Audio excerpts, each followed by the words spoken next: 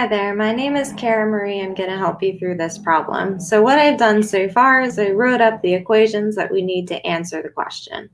All right, the first one is a simple double replacement where we are switching the calcium and the hydrogen to give us calcium chloride and carbonic acid.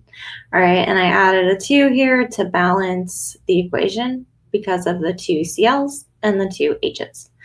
Okay, now carbonic acid is a little tricky in that this is really water and CO2 in disguise.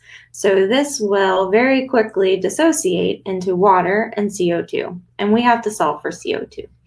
So limiting reagent question, we're going to do the calculation for 4 moles of HCl and for 2 moles of calcium carbonate, and then we're going to see which one is the lowest, and that is going to be our answer. So if I start with 4 moles of HCl, I use my first equation to get to moles of carbonic acid.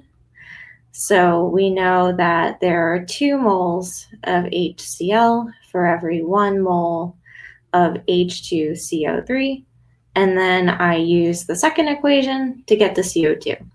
So for every 1 mole of H2CO3, I get 1 mole of CO2. All right, and then I multiply across the top, divide by the bottom, and this gives me 2 moles of CO2. That's not necessarily our answer because we have to check the calcium carbonate and see if we get something different. So we'll do the same calculation with calcium carbonate. So if we start with 2 moles of calcium carbonate, I use the balanced equation to get to carbonic acid. So for every 1 mole of calcium carbonate, I get 1 mole of carbonic acid, and now I use the second equation to get the CO2.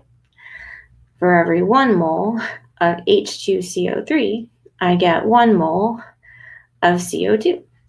So multiply across the top, divide by the bottom, I get 2 moles of CO2.